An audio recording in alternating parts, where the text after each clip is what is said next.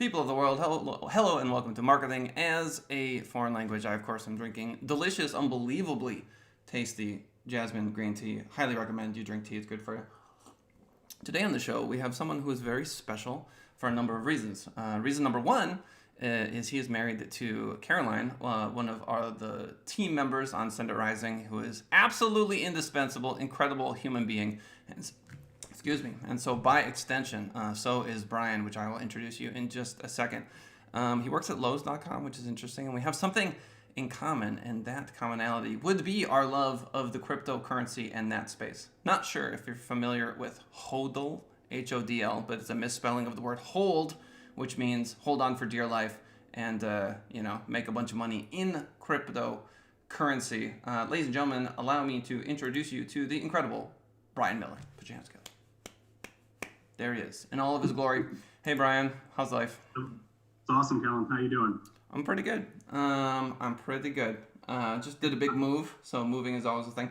Also, if I can, just for a moment, show everyone that Brian has the unicorn of the sea on his mug. Not tea, but coffee. That's okay. It's all good. That would be the narwhal. Okay, so as you all know, with these interviews, we go all the way back. We're going to have Brian on the show again, we hope. And so why don't we start with where you were born or your family and that sort of stuff, and then we'll do what we do. Go ahead, Brian. Sure. Was born in Wadsworth, Ohio. Interesting childhood as was born there. We moved to Wisconsin at a very young age, back to Ohio, still very young, haven't even hit grade school, to Pennsylvania State College, right down the road from Penn State. I think in third grade, we made our first trip out to Iowa, Cedar Rapids, eventually down to Raleigh, North Carolina. Oh, geez. Back to Iowa, Cedar Rapids again. I actually could see my old house down the street from my new house. Okay. Went to the same school, had my same friends.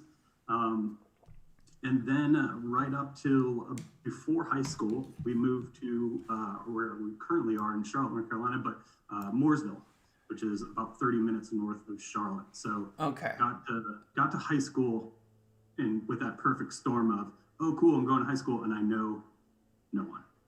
Okay. Let's bring it back. We're going to bring it back. So you're born in Ohio, and you moved around a bunch. I obviously can't remember all the different places that you moved to, but I barely get it myself. So cryptocurrency is nuts because it doesn't go up 100%. It goes up 1,600% and down 2,000% and up 2,500%. And how do you put it?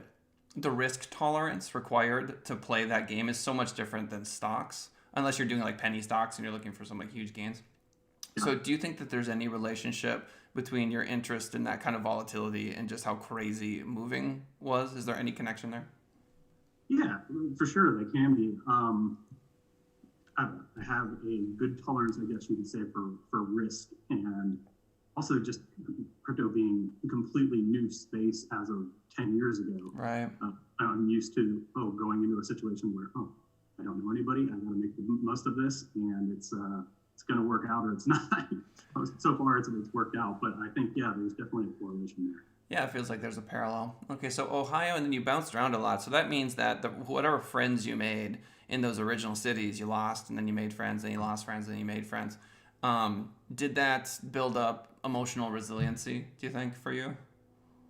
Yeah, probably a little bit. One of the huge things in this space is, and I guess with all investing, is they say, don't get married to a certain coin. Right. In love with a certain project. If you go back 8 years, just when this was all starting, there's coins that were in the top 10 of market cap that you can't even find anymore, or the project's dead. So there's a certain amount of you needing to have flexibility to move in and out of coins per how the project's doing, and just not fall in love with something. Right. Okay. So you're doing your thing. You're moving around. You're a kiddo. You're currently a product. What's your exact title with Lowe's? Digital product manager. Digital. So can you walk us through what that means? So different functionalities on the site. We have a few development teams that will be working on different things.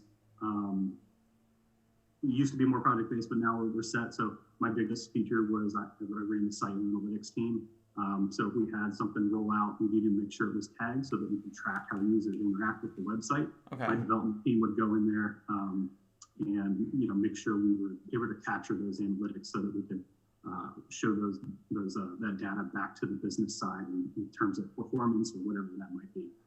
So I just kind of prioritize what that work is and how we need it to affect the site.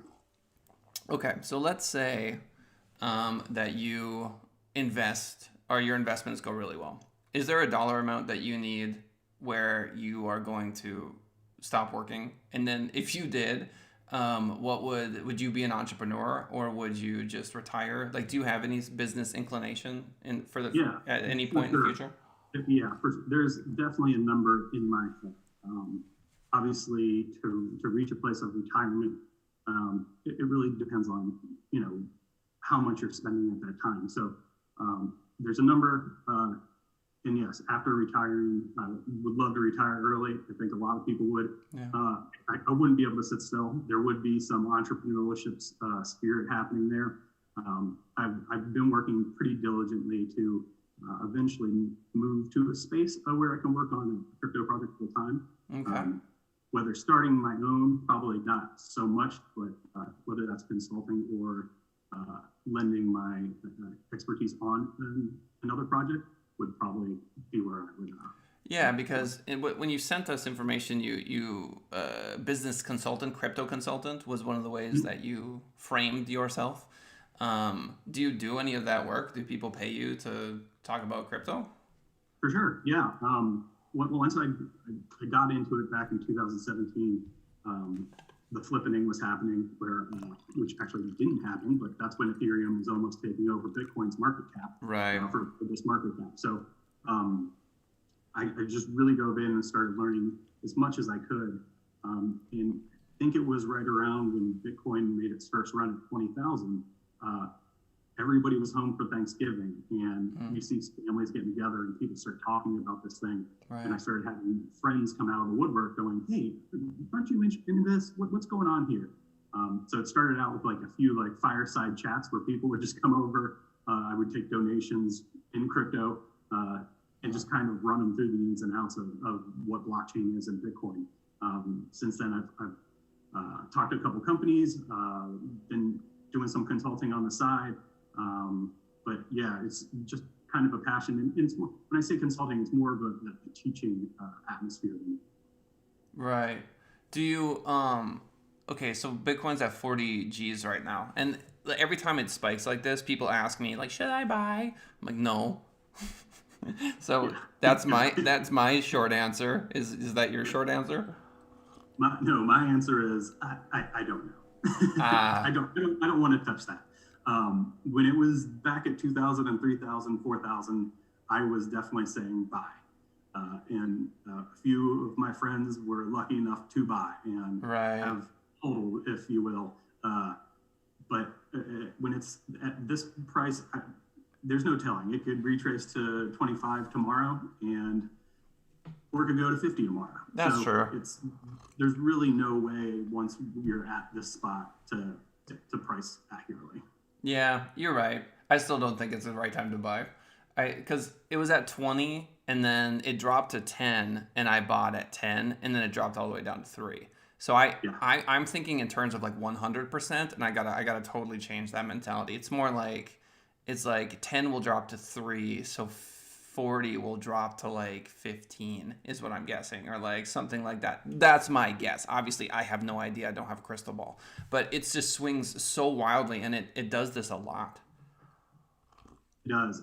I've held through from 2020 back down to that 3 level. That's right. Back in March. How lucky were you if you bought one there? Yeah, I'm not touching it for a while. Right. I think they said with every like 60% or 100% increase, there's bound to be a 20 to 40% retrace. But of course, if you look at more like technical analysis and you're looking at charts, if we break this 42 all-time high, Right. we might see another run towards 50. So Right. it can go either way. And then with all these institutional investors, does that add leverage to a less volatility and a stronger hold at a certain price level? You have to take that into account. Yeah. So have you ever gotten into mining? I'd never gotten into mining. I started getting into it a little bit, but then I really started reading into the math and the details that go into electricity output and how much that costs, to how efficient you have to run your mining setup to actually have a break even. Obviously, if we're mining Ethereum at $100 and you're probably doing all right now. But Right. I started looking at that and I was like, I'm gonna stay on this side of the page of that. Yeah, which is probably smart. So a friend of mine, well, three friends of mine and I formed a cryptocurrency mining company. Okay. And we had, okay, so one of the partners was a surgeon. And so I drove down with him to Arizona and we basically performed surgery on a CPU. I literally felt like I was the surgical assistant. He's like, screwdriver. And I'm like, and then just like handing him things as he opens up the belly of this GPU. And he proceeds to put in 7 $450 GPU, graphics processing units, into this machine. Total custom job. To him, it's just whatever. And to me, I'm like, this is surgery, bro. And he's like, oh, I didn't think of it that way. I'm like, it's robot surgery, man. Robot surgery. It's robot surgery. And so I did robot surgery with him. And we ended up with just many tens of thousands of dollars of computer equipment. And the numbers were basically, y'all gonna be rich. Those were the numbers. You're gonna be multimillionaires. Enjoy. Is there a certain coin you were mining? Everything, whatever made the most sense at the time. It would literally change based, just you named it. But all of the money goes back into electricity. And electricity, once you hit a certain threshold, unbeknownst to us, triggers in a commercial fee, and it goes way up past a certain threshold, because they go, yeah, you ain't no house, you ain't no normal business, right? So you got to pay. So we were getting real close to that, and we had this gigantic space. Well, for the computers at least, and then the computers just had this tiny little corner spot. It was very weird. You walked into this basically empty old, used to be motorcycle repair shop with dust and like just whatever. And there was just our computers just sitting there on racks, just running 24/7. And the big fear for me was always, is this going to start on fire when we're not here? Like, how good is the water system and the fire, whatever. So anyway, we did that for over a year, dude. And we did it during like the time where prices precipitously fell. So we basically were break even, and we had all this liability, and we did all of the taxes. Dude, crypto taxes, and listeners, oh my God. Nope. On mining, they don't even know how to do it. They honestly don't know how to do it. You do your best, and you send it to them, and that just is what it is. It's crazy. So we had to find a tax guy who was had specific knowledge in crypto. And then at the end of the day, we shut it down. We shut down the company. And then I bought in at 10 G's and then sold at 22. So I more than doubled my money, which, what am I going to complain about that? But crypto's like this, it just jumps and does the craziest stuff. On the billboard, on the 15 the other day, I saw a, buy Bitcoin at your local ATM thing. It's ubiquitous. It's culturally known at this point. Bitcoin specifically, Ethereum to a lesser extent. Even though I think Ethereum's better for a number of reasons, just as utility, whatever. Sure. But with what happened recently with the protesters, whatever you want to call them, going into the Capitol building and all this sort of stuff, I think the entire world is going, Yeah, I don't know about the dollar being like the world currency. I'm not sure if that's our best bet. I think Yeah. it's probably smart for us to have a decentralized currency. And to me, it's kind of a forebearer to what may be occurring in the future in regards to the borders that we have arbitrarily placed on humanity. I think we start with a global currency and people get real used to that. And then we start going, you know what? Maybe these borders aren't as useful as they once were. Maybe we need to start rethinking how people can move around this planet more freely. And so that's my hope, is it opens up that kind of paradigm shift. And I think we've lost our guest. Is it an internet issue? Who knows? Oh, and he's back. Brian, we lost you for a second there. Did you lose Yeah, me? I'm not sure where it went, but I think we're good. Yeah, you're back. And your connection's actually better now, so it was all for the best. So anyway, I went a little bit deep with the universal peace and borderless humanity I mean, vibe. I totally understand it though. When we hit 3,000 here in March, because the global economies are crashing because of COVID, Right. I had a buddy of mine that invested, I think, around 4,000 in 2017, and he started texting me, and he was like, I think I'm done. I went through up to 20. We're down at 3,000. I don't know if it's worth it anymore. And I literally had to sit him down and say, this is exactly the situation that you want to not sell in. We're going to have a stimulus package. They're going to start printing dollars left and right. We have something here that is only has 21 million total ever. This is the exact situation you want to hold through. Right. And luckily he did. And here we are sitting at 43, and you're like, well, Everyone regrets not buying Bitcoin. yeah, This yeah. is the story over the last 10 years. Every time, everyone regrets it. If you had bought at 20, you'd double your money. Yeah. You know what I mean? Like, it's just nuts. And what do you think is going to stop? Yeah, I mean, we're not even at a place of, we're still early adopter stage. Institutions are starting to buy in. Mass Mutual just bought in a few weeks back. MicroStrategy is dumping money.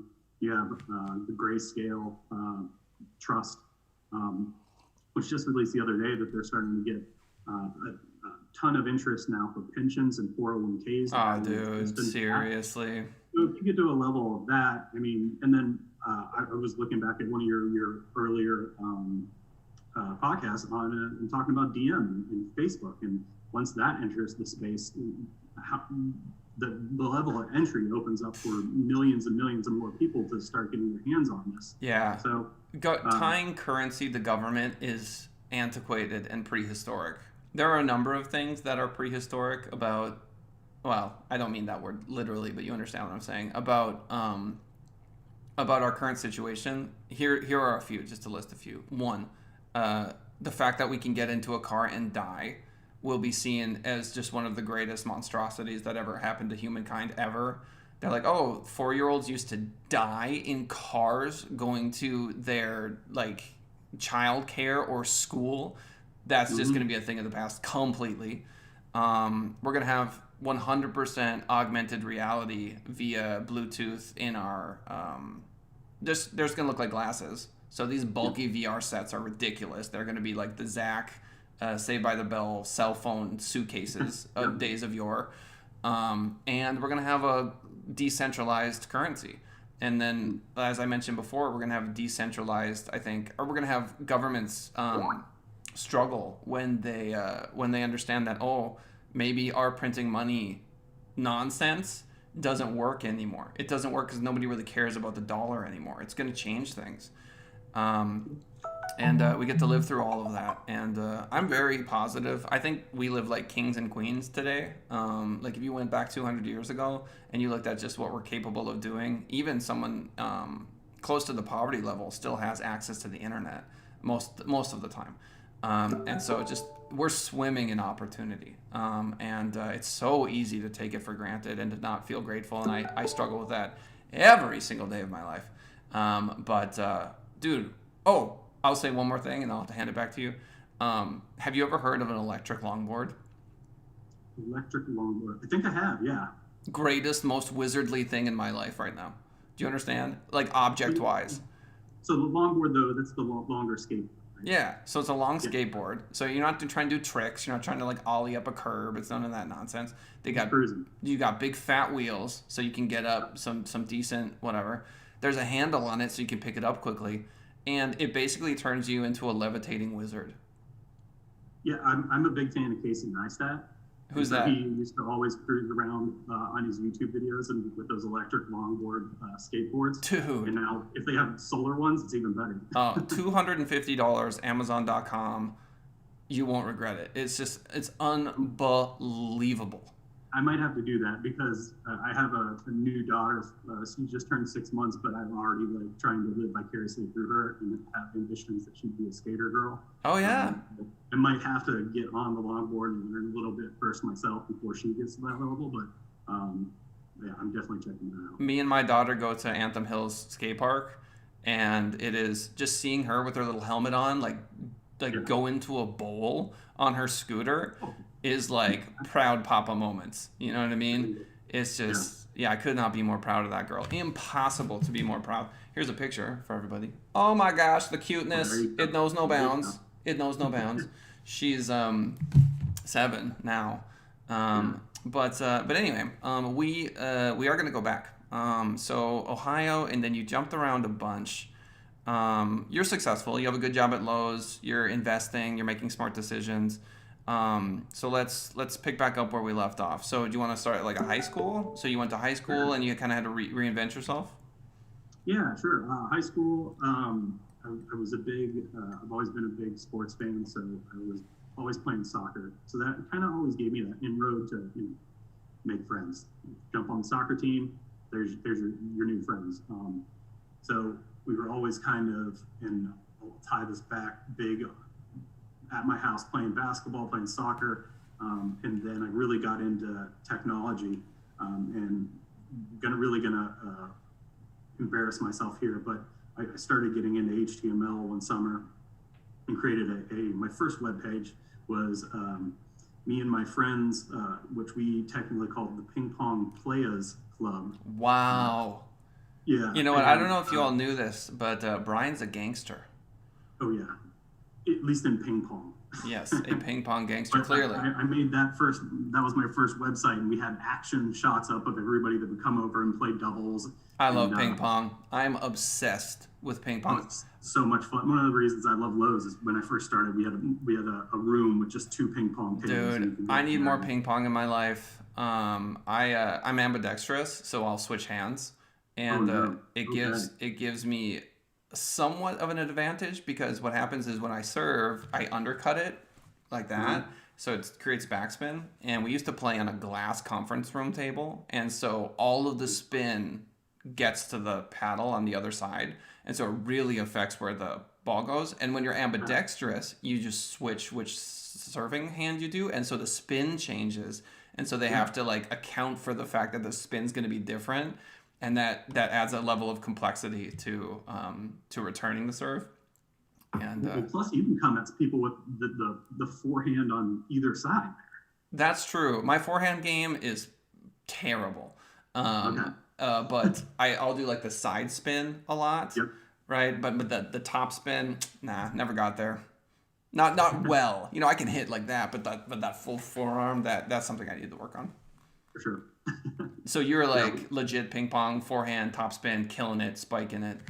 Man, I got to a point at Lowe's where I was one of those guys that bought my own paddle. Mm-hmm. Yeah. You know And, what? If you put on your own ping pong shoes, that's when you know. He's like, did he put on ping pong shoes? What's happening right now? Yeah.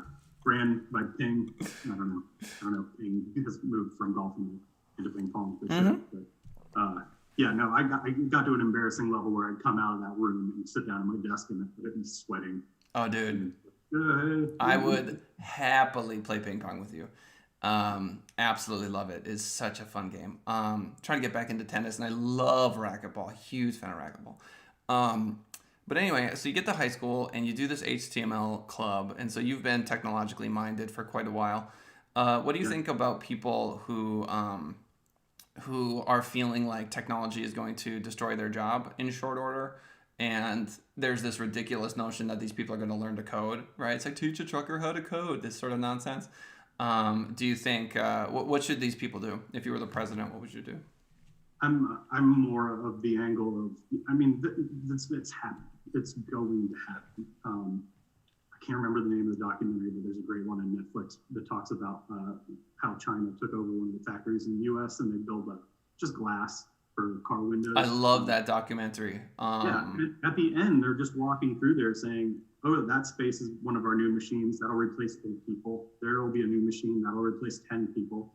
So if you don't think this is going to happen, you're oblivious to the fact that it's going to. But I am a big fan of getting to some point of universal income. I was a big Andrew Yang fan at first when he was running for president. Okay, so you do think that that's an inevitability, universal basic income? I don't know how we don't eventually get there. With just technology going at the rate it is. I mean, I don't use the the checkout people at Harris Teeter. Right. So I don't know how long some of this, and it's just going to keep getting more advanced and replacing more things. So right. I think we need to figure out something. I think that's probably the best avenue. But I mean, there's discussion that had to be had around it. I'm not sold on it either. Okay. So we are T-minus 3 minutes until the end of this. Made it to high school, ping pong club, HTML. The technology journey is beginning. I'm sure there's more stories too from your childhood that we could dig into. So I want to give you a chance. I don't know if you are selling your Bitcoin consulting services. Is that something that people can pay you to help with? Sure. Yeah. I got a wallet anybody can send to. Big proponent of being paid in cryptocurrency. So yeah. Big shout out to Russell Okun and the Carolina Panthers for getting half his salary in Bitcoin now. Wow. I think that happened before the run up. So he's probably pretty happy with himself. But yeah, I've consulted with a bunch of companies and always happy to, just teach more people about the space. One of the biggest questions I get now is just how do I get and how do I buy? And there's so many places to do that now. It's kind of surprising people don't know, but people don't know. So happy to inform. Yeah, I just got that question from my bookkeeper today. She's like, "You're a cryptocurrency. Where should I go?" I'm like, "I use Coinbase." So how can people reach you, and what can they expect if they work with you? Good hands-on approach. I'll be make myself available multiple avenues. bmiller.exe@gmail.com. I think that shows my. You're a nerd. You guys have nerd points. Yeah. I got the nerd email address. Bmiller. It's this beautiful file. But yeah, anybody can reach out to me there. bmiller.exe@gmail. And just I'll give you one quick fun story. I have my original Bitcoin right here. Oh wow! Look at that thing. I actually had a financial advisor that my mother worked for back in 2017 heard about the run up on it and reached out to me, and we were just emailing back and forth. And I was kind of teaching him about the space, and about 3 or 4 emails in, he asked me, "So when do you actually receive the physical coin?" And I had to gently let him down that there was no physical coin. This is all online.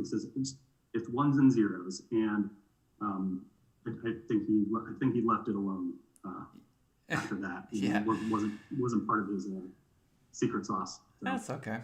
Well, ladies and gentlemen, reach out to Brian. Clearly, you can learn a thing or two. I can learn a thing or two. We'd love to have him back on the show. But that is our time for today. My recommendation not to purchase Bitcoin at this particular injunction. We'll see if I'm incredibly wrong about that as it jumps to 100,000. And I have egg on my face, despite the fact that I don't actually eat eggs. Ladies and gentlemen, that is our time for today. We want to thank Brian Miller for stopping on by for this glorious stream. And we will see you next time. Thanks, Helen.